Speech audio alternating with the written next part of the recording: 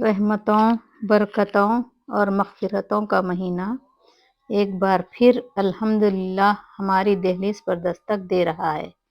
بسم اللہ الرحمن الرحیم، الحمدللہ رب العالمین، والصلاة والسلام علی سید الانبیاء والمرسلین۔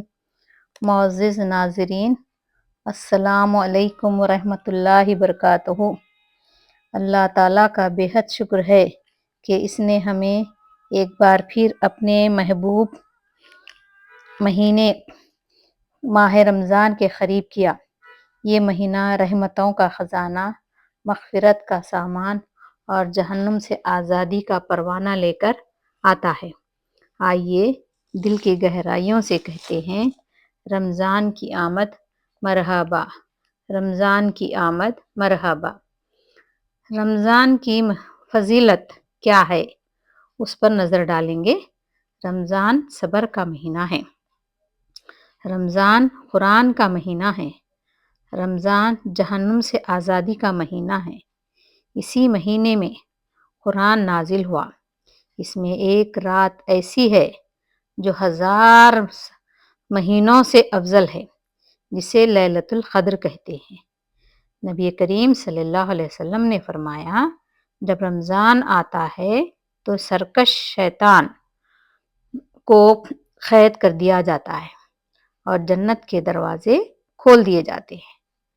نبی کریم صلی اللہ علیہ وسلم نے رمضان کی آمد پر صحابہ کو خوشخبری دیتے تھے۔ اس سے یہ بات ثابت ہوتی ہے کہ رمضان مومن کے لیے صرف کیلنڈر کا مہینہ نہیں بلکہ روح کی بہار ہے۔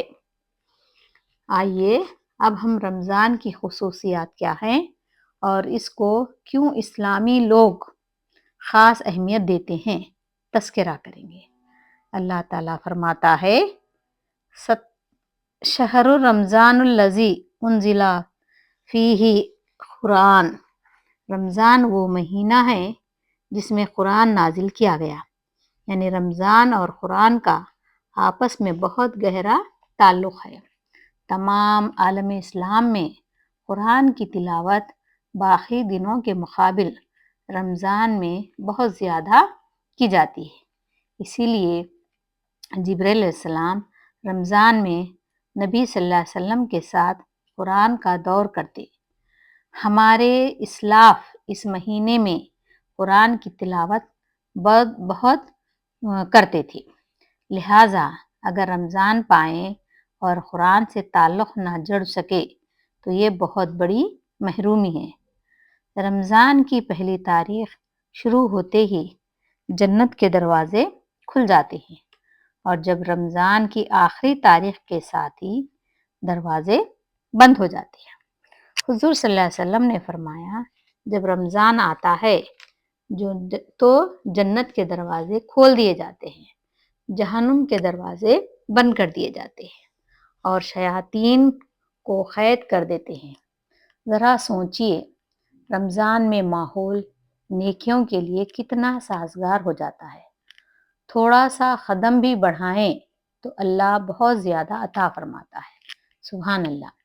جب رمضان کا مہینہ ہم کہتے ہیں، اس کے ساتھ ہی ہم کو روزے کا تصور آ جاتا ہے، یعنی رمضان اور روزہ لازم و ملزوم ہیں۔ آئیے روزے کی فضیلت کے بارے میں ہم کچھ بات کریں گے۔ ایک حدیث قدسی میں فرمایا گیا ہے، ابن آدم کا ہر عمل اس کے لیے ہے مگر روزہ میرے لیے ہے۔ یعنی اللہ تعالیٰ خود فرماتے ہیں کہ روزہ اللہ کے لیے، یعنی اللہ کی خوشنودی کے لیے، اور میں خود اس کی جزا دوں گا، یہ اللہ کا فرمان ہے۔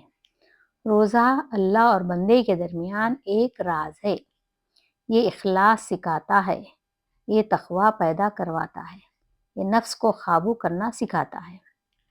قرآن کہتا ہے، لعلکم تتقون، تاکہ تم میں تقویٰ پیدا ہو۔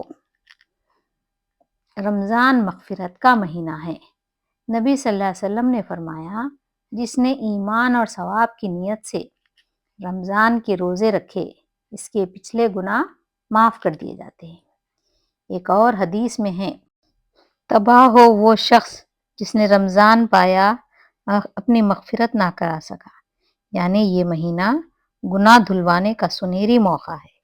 اس مہینے میں ایک رات ایسی ہوتی ہے جو 1000 مہینوں سے افضل ہے، جس کو لیلۃ القدر کہتے ہیں۔ یہ رات سب سے قیمتی رات ہے۔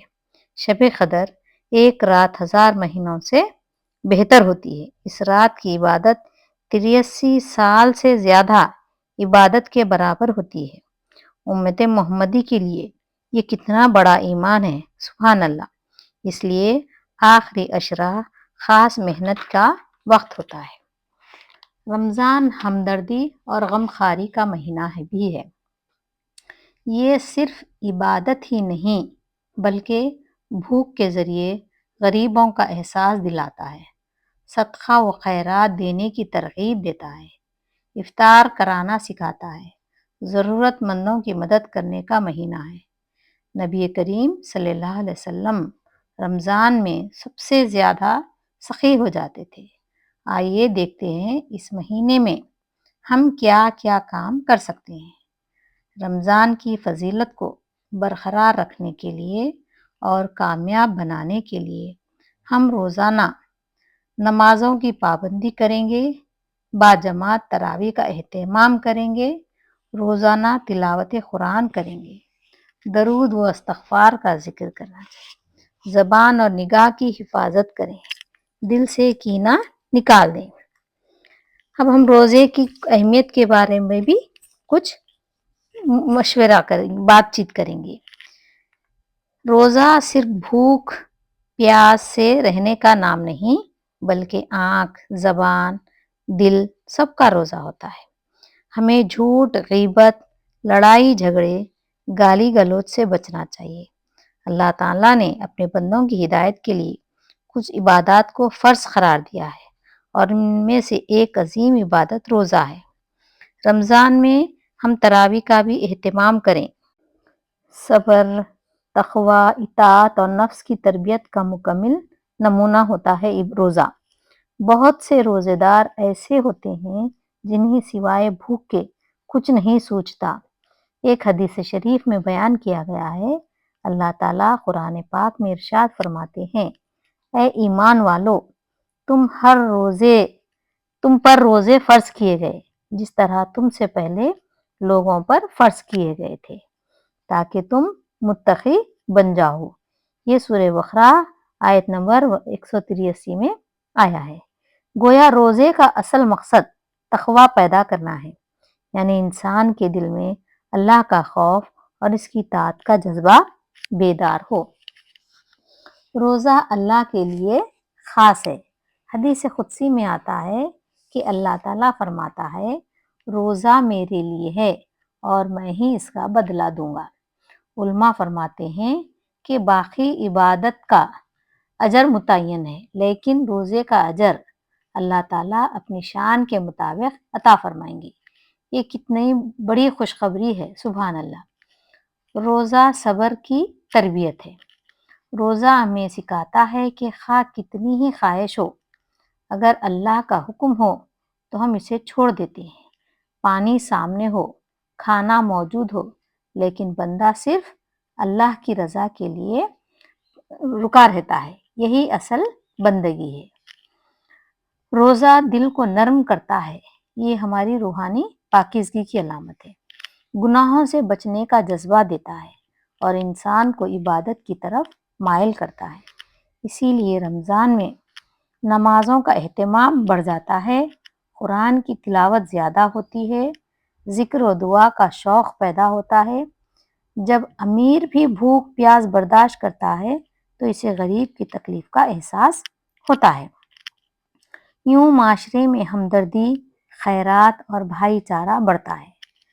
جنت کا خاص دروازہ، نبی کریم صلی اللہ علیہ وسلم نے فرمایا، جنت میں ایک دروازہ ہے جسے ریان کہا جاتا ہے، اس سے صرف روزے دار داخل ہوں گے۔ سوچئے یہ کتنی بڑی عزت افزائی ہے۔ روزہ ہمارے لیے ڈھال ثابت ہوتا ہے۔ روزہ انسان کو گناہوں اور شیطان کے حملوں سے بچاتا ہے۔ یہ نفس کو قابو میں رکھتا ہے اور کردار کو مضبوط بناتا ہے۔ روزے دار کی دعا رد نہیں کی جاتی، خاص طور پر افطار کے وقت۔ یہ لمحات اللہ سے مانگنے کے بہترین اوقات ہیں۔ آئیے ہم اس قیمتی وقت کو ضائع نہ کریں، بلکہ اپنی عبادتوں سے اللہ تعالیٰ سے بے پناہ ہم نیکیاں حاصل کریں۔ سوچئے کیا ضمانت ہے کہ اگلا رمضان ہمیں ملے گا؟ کتنے لوگ پچھلے سال ہمارے ساتھ تھے، آج قبروں میں ہیں۔ لہٰذا یہ مہینہ ہمیں ملا ہے تو اسے اہمیت دیجیے، اور روزہ اللہ کی بہت بڑی نعمت ہے۔ ہمیں چاہیے کہ اخلاص کے ساتھ روزہ رکھیں، نماز اور قرآن کا اہتمام کریں۔ اخلاص کے ساتھ روزے کو رکھ کے تمام گناہوں سے پاک ہو جائیں، گناہوں سے اجتناب کریں، زیادہ سے زیادہ دعاؤں کا اہتمام کریں۔ اللہ تعالی ہمیں صحیح معنوں میں روزے کی روح کو سمجھنے اور اس پر عمل کرنے کی توفیق عطا فرمائے، آمین۔ آج سے ابھی سے نیت کر لیجئے کہ ہم رمضان کا استقبال بدلتے ہوئے انسان بن کر کریں گے۔ معزز سامعین، رمضان چند دن کا مہمان ہے، پتہ نہیں اگلے سال ملے یا نہ ملے، اس لیے فیصلہ کریں کہ اس رمضان میں نیکیاں بڑھانی ہیں، اس رمضان میں گناہ چھوڑنے ہیں، اللہ کو راضی کرنا ہے۔ جو شخص رمضان میں نہ بدلا، بھلا بتائیے وہ کب بدلے گا؟ ناظرین، رمضان کو ضائع نہ کیجیے، ہو سکتا ہے یہ ہماری زندگی کا ایک امتحان ہے۔ ایک بار پھر سب مل کر کہیں، رمضان کی آمد مرحبا، رمضان کی آمد مرحبا۔ وآخر الدعوانا بالخیر۔ السلام علیکم ورحمۃ اللہ وبرکاتہ۔ سبحانک اللہم وبحمدک، اشہد ان لا الہ الا انت، استغفرک واتوب الیک۔ اس ویڈیو کو لائک اور شیئر کیجیے اور سبسکرائب کرنا لازم ہے۔ رمضان کی تمام نعمتیں، رحمتیں، برکتیں اللہ تعالیٰ تمام ناظرین کے، ان کے آل اولاد، ان کے تمام افراد خاندان کو بھی اس کا اجر ملے۔ اللہ حافظ۔